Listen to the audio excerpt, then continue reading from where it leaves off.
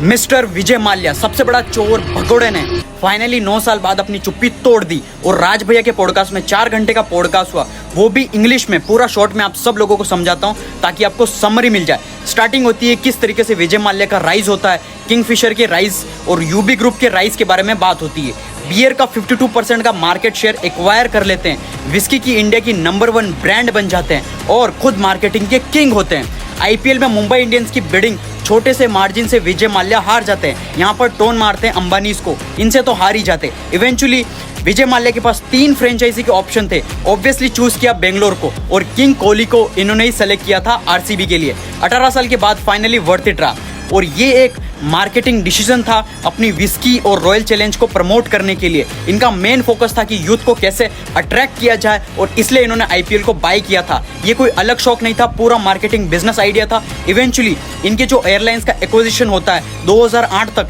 India की number 1 airlines बन जाती है। फिर आता है global crisis, lemon brother crisis. It's complete surprise जो 2008 में आता है। क्रूड ऑयल और ऑयल की प्राइसेस इंक्रीज हो जाती है, ग्लोबल रेसेशन आता है और यहीं से इनका डाउनफॉल स्टार्ट होता है। एयर डेक्कन को बाय करते हैं मल्टी ब्रांड स्ट्रेटेजी को लेके।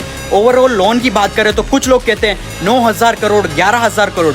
विजय माल्या का कहना है कि 6,203 करोड़ रुपए का एग्जैक्ट लोन था। एज पर हिम 2024 तक ऑलरेडी 14,000 करोड़ का ऊपर का पेमेंट कर चुके हैं। जब एम्प्लॉइज की सैलरी से रिलेटेड बात हुई तो उन्होंने कहा कि ये पे करना चाहते थे सैलरी पर, बैंक्स ने कोर्ट से इनका पैसा फ्रीज कर दिया था और किसी भी तरीके से इनको सैलरी देने का अलाउ नहीं किया था। और आज भी विजय माल्या रिग्रेट करते हैं कि उन्होंने अपने एम्प्लॉइज को सैलरी पे नहीं की। स्पेशली उनके 68 बर्थडे की पार्टी से रिलेटेड बात हुई, उसको उन्होंने अलग तरीके से घुमा के कहा कि वो टाइमलाइन आपको समझनी पड़ेगी।